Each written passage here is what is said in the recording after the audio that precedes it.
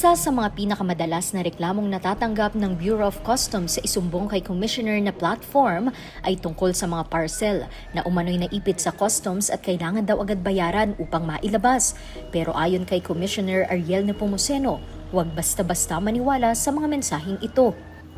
Mag-ingat din ating mga kababayan dahil madalas mayroong mga pag-uulat sa atin, mga sumbong, reklamo, impormasyon na mayroong mga bagahe o parcel na naiipit daw sa Bureau of Customs. Makakatanggap kayo ng mga mensahe na kinakailangan nyo magpadala ng pera upang bayaran yung pagkakabinbin o pagkakaipit ng kanilang parcel sa mga airports natin. Huwag silang basta-basta maniniwala. Huwag din silang basta-basta magpapadala ng pera. Lalo na kung wala naman kayo inaasahan na darating sa inyong parcel o darating sa inyong mga in-import ninyong. Nilinaw ni Commissioner Nepomuceno na walang umiiral na sistema kung saan magpapadala na lamang ng pera online base sa natanggap na text message. Kadalasan anya ay bayad na ang kargamento bago pa ito ipadala sa bansa. Ngayon, kung talaga meron naman kayong in-import, huwag din kayo basta-basta maniniwala na online ay dapat magpadala kayo ng pera. Dahil walang ganung sistema ang BOC. Ang pagbabayad, dapat pumunta kayo mismo dun sa aming tanggapan upang inyong malutas kung ano man yung problema na yun. Huwag silang basta-basta maniniwala na nag-text lang sa inyo ay magbabayad na kayo. Una-una, bago kayo makapagpadala ng inyong in-order from abroad, nagbayad na kayo eh.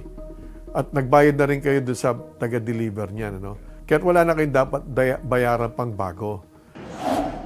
At kapag nagkaroon man ng pagkakamali sa computation ng bayarin at hiningi ng BOC ang inyong atensyon, dapat tandaan na hindi ito binabayaran online. Kapag ipinilit ng inyong kausap ang pagbabayad online, panigurado, scam yan. Meron talaga kayong dapat kausap na taga Bureau of Customs.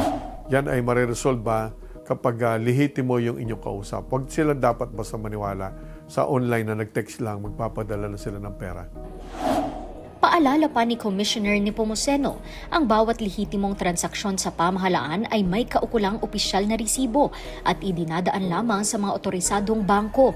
Pinayuhan din niya ang publiko na gamitin ang kanilang official hotline para mag-verify. Hindi po pwedeng wala resibo yan. At ang aming bangkong ginagamit, mga otorisadong mga bangko na accredited yan na hindi nyo basta-basta pwedeng ipadala ang pera ninyo kung saan-saan.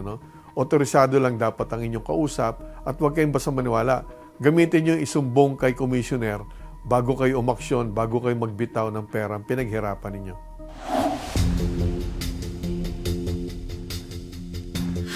Isa rin sa mga pinakakaraniwang modus na idinudulog sa isumbong kay Commissioner ay ang tinatawag na love scam, kung saan ginagamit ang pangalan ng customs upang makahingi ng pera mula sa mga nabibiktima ng mga online romance scams.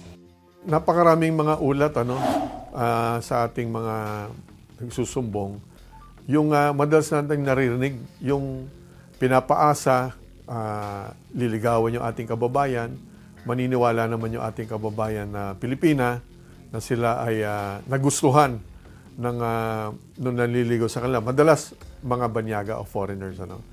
And then kapag nahulog na yung kanilang loob sa kanilang nanliligaw na online, nakilala online, sila ay sisimulan ng bigyan ng iba't ibang istorya. Halimbawa, nagkaroon ng problema yung kanilang foreigner na boyfriend na kailangan ng tulong pinansyal upang mailabas yung kanilang bagahe o meron silang pinapadala sana dito sa girlfriend na Pilipina na para mailabas nung girlfriend na Pilipina yung pasalubong nung boyfriend kailangan ng pera at padadala niya naman ng pera yung kanyang boyfriend na nakilala niya online. At later on, ang sisisi nila, kailangan bayaran ng taga-customs. So, wag dapat maniwala yung ating mga kababayan. Gamitan nila ito ng pagdududa, proteksyonan nila yung sarili nila dahil napakarami na talagang cases na binobola, niloloko ng mga nakilala sa online na mga nagliligaw ng mga foreign boyfriends. Dapat maging matalino yung ating mga kababayan. Bukod sa love scams, ginagamit din ng mga manloloko ang peking Facebook pages, websites at online accounts upang magpanggap na opisyal na kinatawan ng Bureau of Customs. Napakarami nang naisip ng mga manloloko. Meron silang mga fake Facebook accounts mga sites sa internet na meron mga logo ng Bureau of Customs at kung saan later on hihingan din sila ng pera. Huwag po silang basta maniniwala kasi wala pong ganyang programa ang BOC. Hindi po tayo nagkakaroon ng official Facebook. Ako, ang commissioner at ang aking mga kasama ng mga deputy commissioners, port collectors, wala ho kaming programa na kami manghihingi ng salapi, kabayaran o pera sa ating mga kababayan. Napakarami na kaming natanggap na reklamo, napakaraming fake o peke na mga social media accounts. Wala pong ganon. Zero yan. Hindi po kayo dapat maniwala dyan. Mayroon ding mga nananamantala sa kagustuhan ng ilan na mapabilis ang kanilang transaksyon sa customs. Pero giit ni Commissioner Nepomuceno, mahigpit itong ipinagbabawal. Huwag kayong magpabiktima. Ako na po nagsasabi sa inyo bilang commissioner, hindi kinakailangan ng pera upang mapabilis ang inyong transaksyon sa Bureau of Customs. Yan ay pinagbabawal ko, yan ay dinidiscourage natin. Huwag kayong maniniwala dahil pinagbabawal ko yan at mahigpit ako dyan. Kung meron sa inyong humingi ng pera upang mapabilis yung inyong shipment, again, gamitin nyo yung isumbong kay Commissioner at yan ay sasagutin natin. At hanggat maaari nga, gusto ko at pangarap kong mahuli yung mga gustong manloko sa ating mga kababayan. Isa pang modus, ang mga peking raffle at contest kung saan pinagbabayad muna ang biktima bago umano makuha ang kanilang napanalunang premyo. Isa pang mga kaparaanan ng panloloko sa ating mga kababayan, mayroong mga contest, raffle na may ipapangako mga premyo. Upang makuha mo naman yung premyo, magpapadala ka naman ng bahagi ng premyo na dapat ipadala mo muna doon sa nag-text sa inyo o tumawag sa inyo. Minsan 20%, 30% ng halaga ng inyong napanalunan ay ibabayad nyo in advance para makuha nyo yung kabuuan. Kalokohan po yan. Wala pong programang ganyan ang BOC, wala po tayong mga raffles, wala tayong mga programa ng contest na kung saan ay kayo mananalo. Niloloko lang kayo ng mga ganyang nababasa nyo. Wala kaming pinapayagang programa na hihingan kayo ng pera. Ang iba namang scammer ay gumagamit ng pananakot at nagsasabing may illegal umanong shipment sa iyong pangalan upang pilitin kayong magbayad. Isa pa malaking panlilinlang o panloloko ng mga gustong makaisa sa ating mga kababayan, sila ay bibigyan ng mensahe na upang makaiwas sila sa problema, sa asunto o sa pag-aresto, sila ay dapat magbayad dahil tinatakot sila na meron silang kargamento na illegal. Huwag din silang basta-basta maniwala doon. Kasi kung wala naman kayong inaasahan na kargamento o shipment o importasyon, ba't kayo biglang matatakot? Paalala ni Commissioner Nepomuceno, dapat na mas maging matalino at mapanuri ang publiko dahil patuloy na nagiging mas malikain ang mga manluloko sa kanilang mga paraan upang makuha ang pera at tiwala ng kanilang mga biktima.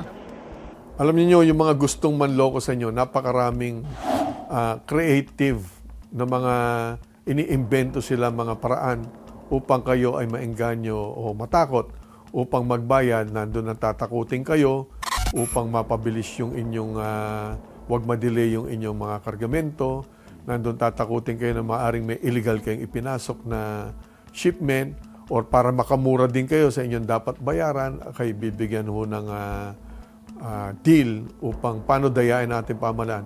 Huwag kayong maniwala dyan. Dahil unang-una, ipinagbabawal natin yan. At pangalawa, pag kayo ay nasangkot pa sa mali, baka madamay pa kayo. Para magsigurado kayo na kayo ay gagawa lamang ng tama, gamitin niyo po yung inyong pag-uusga. Kung wala naman kayong inaasahang kargamento, bakit naman kayo masisingil? At kung ang kargamento niyo naman na alam ninyo ay walang mali, bakit naman kayo matatakot? Huwag kayong matakot. Subalit sa inyong pag-aalinlangan, kung tingin ninyo ay kailangan nyo ng katugunan o kalinawan kung anong dapat nyo gawin, tumawag po kayo sa amin. Meron kaming hotline at meron din kaming platform na isumbong kay Commissioner. Yan ay mapapakinggan natin at hindi namin kayo pababayaan. Paalala pa ni Commissioner Nepomuceno, maging maagap sa mga red flags gaya na lang kung hinihingi na ang inyong personal bank accounts o personal online money transfer details kung saan ide-deposito ang hinihinging pera. Bawal maningil ang aming mga tuwan at upang ipasok sa kanilang personal account. Kalokohan yan. Yan nga ang priority kong hulihin. Gustong-gusto kong mapusasan yung mga ganyang gustong manloko na ating kababayan. No? Pag meron gustong manloko sa inyo, ipaalam niyo po sa amin, huwag kayong maniwala. At yan ay bawal, at yan ay gusto kong hulihin. Unang-una, meron kami official website. Doon kayo magtiwala. Ngayon, maaaring mahirap malaman kung ito ay official website dahil maaaring may logo na kahawig o kagaya ng aming logo. Basta't naniningil na sa inyo at tingin ninyo wala kayong dapat bayaran, huwag kayo dapat maniwala. Isumbong nyo sa amin. Again, may hotline kami, meron kami plataforma, paano nyo kami mapaparatingan ng inyong mga pag-aalinlangan. Huwag kayong basta maniwala. Bawal ang mga humingi ng karagdagang kabayaran, na wala naman sa mga dapat yung pagbayaran sa ating pamahalaan, lalo na't walang resibo. Napakaraming pwedeng gawing mga kwento o justification upang maloko kayo. Huwag kayong maniniwala dyan. Huwag kayong magpabiktima sa mga ganyang kalokohan dahil hindi po natin dapat payagan yung inyong perang pinaghirapan. Huwag niyong itapon doon sa mga nandoloko sa inyo. At again, pagtiwalaan nyo kami, gustong-gusto kong hulihin yung mga gustong magsamantala sa inyo at gustong manloko sa inyo. Tandaan, hindi naniningil ang Bureau of Customs sa pamamagitan ng personal na text, tawag, social media account o personal bank account. Lahat ng lehitimong transaksyon ay dumadaan sa tamang proseso at may kaukulang dokumento at resibo. Kapag may kahinahinalang mensahe, tawag, website o taong nagpapakilalang taga-customs, huwag basta maniwala, huwag agad magpadala ng pera. At higit sa lahat, isumbong kay Commissioner. Dahil sa Bureau of Customs, walang puwang ang mga manluloko at scammer sa tapat na serbisyo publiko.